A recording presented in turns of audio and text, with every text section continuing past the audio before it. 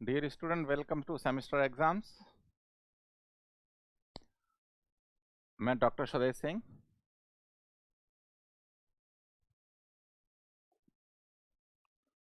आज हम डिस्कस करेंगे ह्यूम-रोथरी रूल। ये जो एओ ह्यूम था,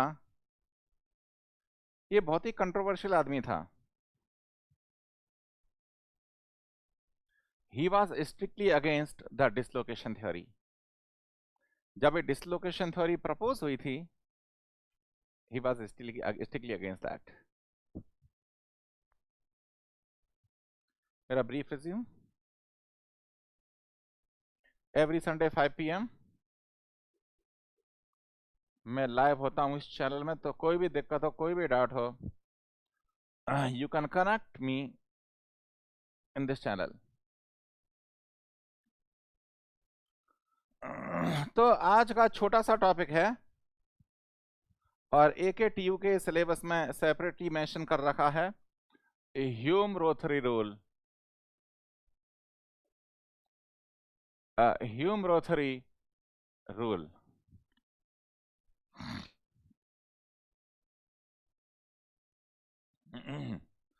देखिए, देर आर टू एलिमेंट्स,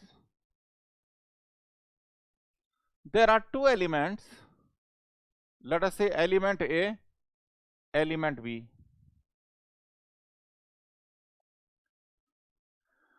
इन दोनों एलिमेंट्स में से एक का मेटल होना बहुत जरूरी है। मैंने पिछले कुछ लेक्चर्स में बताया था metal, non metal, organic, polymer and ceramic, इसके बारे में। तो इन दोनों में एलिमेंट में से एक का मेटल होना बहुत जरूरी है, अदरवाइज ये डिस्कशन वैलिड नहीं है जो हम कर रहे हैं अभी। आप इन दोनों एलिमेंट को ऐसे कंबाइन कर रहे हो that they are forming bonds, और जनरली ये मेटलिक बॉन्ड होता है। ये मेटलिक बॉन्ड क्या होता है कि देसी भाषा में समझाए कि कोई किसी का सगा नहीं है। यानी जो एक एटम है, अभी मैं इसके साथ बॉन्ड बना रहा हूं, इसके साथ बॉन्ड तोड़ के फिर दूसरे के साथ बनाऊंगा, फिर तीसरे के साथ बनाऊंगा, तो वो कभी परमानेंट नहीं है, कभी इसके साथ, कभी उसके साथ, कभी इसके साथ। ये मेटलिक बॉन्ड की कैरेक्टरिस्टिक होती है। तो दो एलिमेंट ऐसे कंबाइन होते हैं कि दे फॉर्म मेटलिक बॉन्ड, और जो प्रोडक्ट है it reflects the property of A and B. It reflects properties of A and B. हम कौन सी मैकेनिकल प्रॉपर्टीज की बात कर रहे हैं? कौन सी मैकेनिकल प्रॉपर्टीज की बात कर रहे हैं? स्ट्रेंथ, डक्टिलिटी, करोजन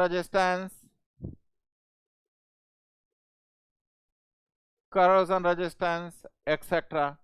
मतलब जो बाई प्रोडक्ट होगा उसमें कुछ इसकी प्रॉपर्टी होंगी, कुछ इसकी प्रॉपर्टी होंगी। इस चीज को बोलते हैं एलॉय। दो एलिमेंट्स, इसमें से एक का मेटल होना कंपलसरी है। वो इस तरह का मेटलिक बॉन्ड फॉर्म करते हैं कि जो फाइनल रिजल्टिंग स्ट्रक्चर है it reflects the property of individual element, उसको बोलते हैं एलॉय। पर देखो, कुछ ऐसा हुआ कि दो एलिमेंट हैं,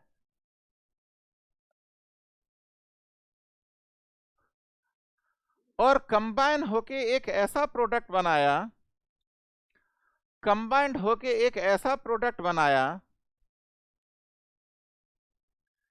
कि इस प्रोडक्ट की properties are all together different.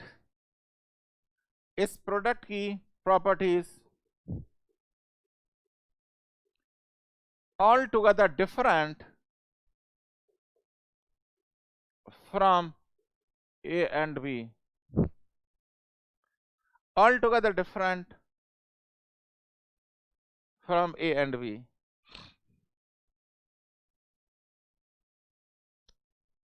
इसको बोलते हैं हम कंपाउंड। जैसे NaCl है, सॉल्ट ना, सॉल्ट। सोडियम क्या होता है, सोडियम का पीस अगर पानी में डालेंगे तो आग लग जाएगी।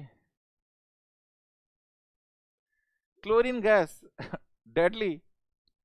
दिल्ली में ऑफ कोर्स हम प्योरीफाई करते हैं पानी को, क्लोरीन इसमें मिक्स करते हैं, पर उस क्लोरीफाइड वाटर को पिएंगे तो आपको ऐसा लगेगा जलन हो रही है चेस्ट में, ज्यादा क्लोरीन होगी तो डेडली। पर जो NaCl, जो सॉल्ट, नमक, सॉल्ट, वो कंपाउंड है। क्योंकि अगर एक बार कंपाउंड बना, individual element loses there existence, individual element loses there existence. तो बच्चों देखो, जो इस वीडियो को देख रहे हैं, जो हमारे गेट और IAS के बैच हैं, उसमें मैं नोट्स डिक्टेट करता हूं, बहुत सारी चीजें कराता हूं। अगर आप, जैसे मैं इसमें नोट्स तो डिक्टेट कर नहीं रहा, अगर फुल नोट्स पढ़ना चाहें तो मेरा जो टेलीग्राम चैनल है उसमें टैग्ड हैं सारे नोट्स, पूरा production material science, industrial engineering, सबके नोट्स टैग्ड हैं, तो आप उस टैगिंग में देख सकते हो। अगर टैगिंग नहीं मिले, किसी स्टूडेंट को रिक्वेस्ट करो, वो आपको लाके दे देगा, ठीक है ना, उसी में टेलीग्राम चैनल में। Telegram is a very effective way of communication. NaCl है, वाटर है, वाटर पानी जैसे पीते हैं। Hydrogen gas, it's a fuel, आग लग जाएगी। Hydrogen is a very dangerous gas because it can explode under its own weight. Highly efficient fuel. Oxygen, हम सांस ले रहे हैं, पर पानी जो है, पानी हाइड्रोजन और ऑक्सीजन का कंपाउंड है। तो अगर एक बार कंपाउंड फॉर्म हुआ, individual element loses there existence, individual element loses there existence. तो एलॉयज और कंपाउंड के बारे में समझ गया।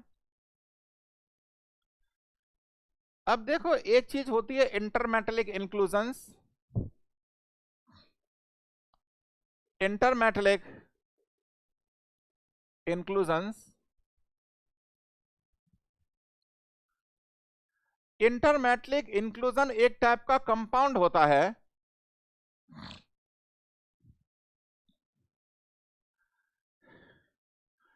जैसे हम कोई रॉ मटेरियल बना रहे हैं,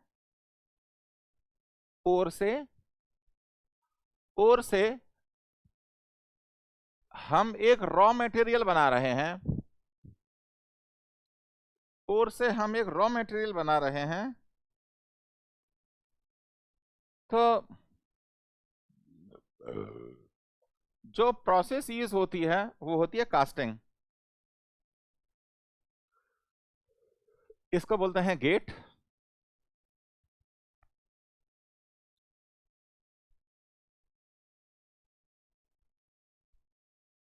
इसको बोलते हैं राइजर।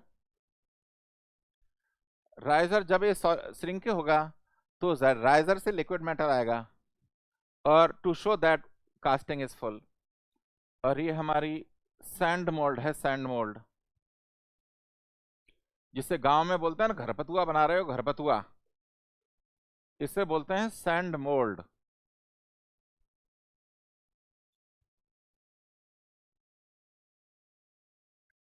सैंड है। तो जब आपने एक क्रूसिबल से, अब आपने लिक्विड मेटल इसमें डाला,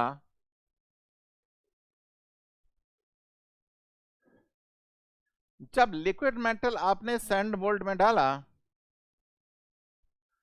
जैसे टोंटी खोलते हैं, यूपी बिहार में टोंटियां काफी फेमस है, जब पानी की टोंटी खोली तो जैसे पानी का फ्लो होता है। तो मैं एक्चुअली लिक्विड मेटल की टोंटी खोल रहा हूं, टोंटी, क्योंकि आप सब हिंदी वाले हैं, आप समझ रहे होंगे हमारे यूपी में टोंटियां बहुत फेमस है। तो क्या होगा जब टोंटी से आपका लिक्विड मेटल आ रहा है तो इसमें टर्बुलेंस होगी। टर्बुलेंस मतलब एक तो अगर लिक्विड मेटल का वो आराम आराम से हो रहा है उसको बोलेंगे लेमिनर, और घुमाऊदार है, घुमाऊदार, उसको बोलेंगे टर्बुलेंट फ्लो। इसे फ्लूइड मैकेनिक्स में आप डिटेल में पढ़ेंगे, घुमाऊदार है। तो इस टर्बुलेंस से क्या होगा, टर्बुलेंस से क्या होगा, जो सैंड मोल्ड की जो सैंड है वो सैंड इरोड हो जाएगी, इरोजन, सैंड कट के लिक्विड मेटल में मिक्स हो जाएगी। सैंड इसमें से मोल्ड में से कट के लिक्विड मेटल में मिक्स हो जाएगी। और ये सैंड जो है, क्योंकि लिक्विड मेटल अगर आयरन है उससे रिएक्ट करके बनाती है FeSiO3, इसको बोलते हैं फेलाइट। हाई टेम्परेचर पे सैंड आयरन से रिएक्ट करके फेलाइट बनाती है। तो क्या होगा एक्चुअली कि आपका ये कास्टेड पार्ट है, रॉ मटेरियल, उसमें छोटी छोटी फेलाइट की पॉकेट्स होंगी। ये है फेलाइट पॉकेट्स, छोटी छोटी फेलाइट की पॉकेट्स बनेंगी। मतलब एक compound which is undesirable in any material, एक कंपाउंड है, फेलाइट FeSiO3 एक कंपाउंड है which is undesirable in any material is called intermetallic inclusion, is called intermetallic inclusion।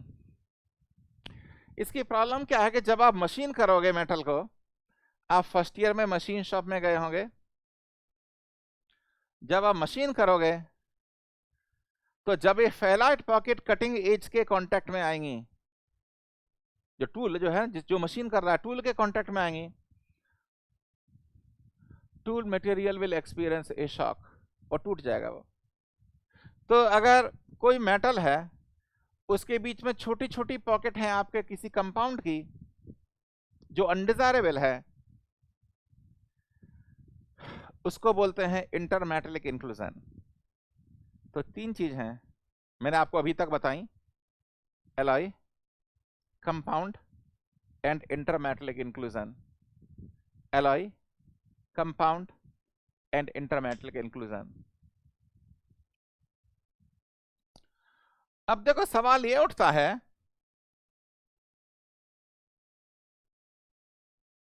कि दो मटेरियल कंबाइन होके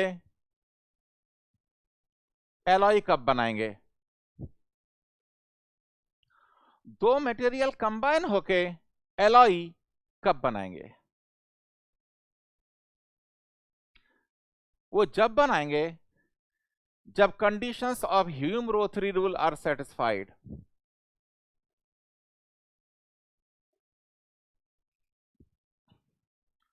दो एलिमेंट एलॉय जब ही बनाएंगे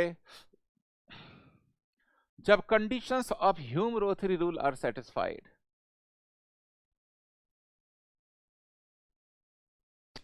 तो ह्यूम-रोथरी रूल की एक्चुअली कह सकते हो चार कंडीशंस होती हैं। पहली कंडीशन क्या है, पहली कंडीशन क्या है, जिन एलिमेंट को मिक्स करके आप एलॉय बनाना चाहते हो, जिन एलिमेंट को मिक्स करके आप एलॉय बनाना चाहते हो उसका क्रिस्टल स्ट्रक्चर सेम होना चाहिए, उसका क्रिस्टल स्ट्रक्चर सेम होना चाहिए, like FCC FCC, BCC BCC, HCP HCP, उनका क्रिस्टल स्ट्रक्चर सेम होना चाहिए। अगर नहीं है तो एलॉय नहीं बनेगा एज पर ह्यूम-रोथरी रूल। मैंने पढ़ाया था ना क्रिस्टल सिस्टम्स में, उनका क्रिस्टल स्ट्रक्चर सेम होना चाहिए। दूसरा क्या है, इन दोनों एलिमेंट की वैलेंसी सेम होनी चाहिए। वैलेंसी क्या होती है? हाइड्रोजन की एक वैलेंसी, आयरन की दो वैलेंसी। तो जो दो मेटल आप कंबाइन कर रहे हैं उन दोनों की वैलेंसी सेम होनी चाहिए, दोनों की वैलेंसी सेम होनी चाहिए।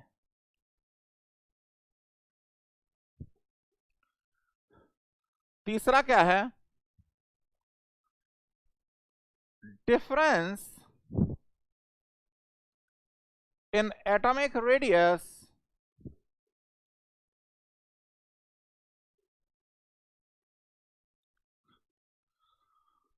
should be less than 15%।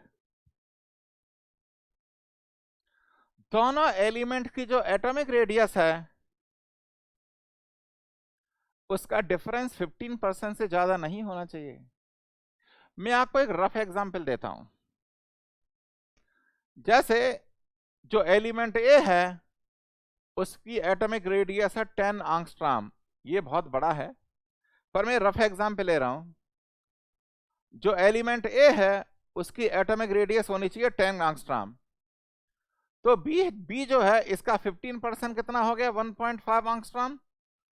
तो 8.5 से 11.5 एंगस्ट्रॉम की रेंज में ही होनी चाहिए, तभी जाके एलॉय बनेगा, या तो कम या ज्यादा, यानी जो है 15% से ज्यादा डिफरेंस नहीं होना चाहिए,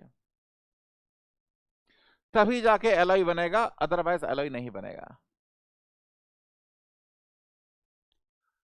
चौथी कंडीशन क्या होती है,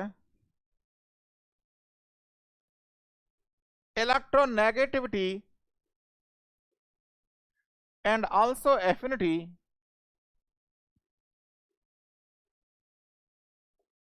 should be comparable, should be comparable। इसका मतलब क्या हुआ, इसका मतलब क्या हुआ कि इन दोनों एलिमेंट की इलेक्ट्रोनेगेटिविटी में ज्यादा डिफरेंस नहीं होना चाहिए, इन दोनों एलिमेंट की इलेक्ट्रोनेगेटिविटी में भी ज्यादा डिफरेंस नहीं होना चाहिए, और इलेक्ट्रॉन एफिनिटी में भी ज्यादा डिफरेंस नहीं होना चाहिए। इलेक्ट्रोनेगेटिविटी में भी ज्यादा डिफरेंस नहीं होना चाहिए और इलेक्ट्रॉन एफिनिटी में भी ज्यादा डिफरेंस नहीं होना चाहिए। ऑफ कोर्स देखो केमिस्ट्री के हिसाब से टेंडेंसी टू लूज इलेक्ट्रॉन और टेंडेंसी टू गेन इलेक्ट्रॉन, पर हम ये मटेरियल साइंस पढ़ रहे हैं, इन मटेरियल साइंस में थोड़ी डीप चीजें हैं। जैसे ये आपका न्यूक्लियस है, न्यूक्लियस में प्रोटॉन और न्यूट्रॉन होंगे और देन उसके चारों तरफ ऑर्बिट में इलेक्ट्रॉन्स चक्कर काट रहे हैं, चारों तरफ ऑर्बिट में इलेक्ट्रॉन्स चक्कर काट रहे हैं, ठीक है ना। तो इस न्यूक्लियस के ये इलेक्ट्रॉन्स हैं, कोई दूसरा न्यूक्लियस होगा तो उसके इलेक्ट्रॉन्स होंगे, उसके भी इलेक्ट्रॉन्स होंगे। तो इलेक्ट्रोनेगेटिविटी क्या होती है कि वो अपने घर में खुश नहीं है। इलेक्ट्रोनेगेटिविटी क्या है, वो अपने घर में खुश नहीं, ये न्यूक्लियस का ये अपना घर है, वो अपने घर में खुशी नहीं है, वो दूसरे के घरों से इलेक्ट्रॉन ले रहा है। तो tendency of this nucleus to attract other nucleus electrons, और चाहिए मेरे को और चाहिए। तो इस न्यूक्लियस की जो टेंडेंसी जो दूसरे न्यूक्लियस के इलेक्ट्रॉन्स को अट्रैक्ट करता है उसको बोलेंगे हम इलेक्ट्रोनेगेटिविटी। अपने घर में कुछ नहीं है, दूसरे के घरों में झांक रहा है वो। tendency to attract electrons of other nucleus is called electronegativity. ये एफिनिटी क्या होती है? इलेक्ट्रॉन एफिनिटी, इलेक्ट्रॉन एफिनिटी क्या होती है? वो अपने यहां बहुत खुश है और घर को थोड़ा स्ट्रॉन्ग बनाना चाहता है। तो tendency of any nucleus to attract its own electron, वो अपने घर को स्ट्रेंथन करना चाहता है। Tendency of nucleus to attract its own electron is called affinity. तो जो भी मेटल हैं, मैंने बताया metal, non metal, organic, polymer, ceramic, जो मेटल हैं, जिस मेटल की एफिनिटी ज्यादा होगी उसका साइज कम होगा। जैसे कार्बन और नाइट्रोजन है 60, 12, 7 and 14। सो टेक्निकली देखा जाए तो नाइट्रोजन का एटॉमिक साइज बड़ा होना चाहिए, पर नहीं, इसकी एफिनिटी ज्यादा होती है तो इसका साइज कम होगा। तो ह्यूम-रोथ रूल कंडीशन क्या बोलती है? अगर ये चारों कंडीशंस वैलिड होंगी तभी जाके एलॉय बनेगा। इन चारों में ये सबसे मोस्ट इंपॉर्टेंट कैटेगरी है। मतलब अगर इनमें से कोई अगर एक रूल वायलेट हो जाता है कोई प्रॉब्लम नहीं, पर ये रूल वायलेट नहीं होना चाहिए, उन दोनों का क्रिस्टल स्ट्रक्चर सेम होना चाहिए। ये आपका है ह्यूम-रोथ रूल। जब वो सेटिस्फाई होगा तभी दो एलिमेंट कंबाइन होके एलॉय बनाएंगे, अदरवाइज कुछ और बना देंगे वो।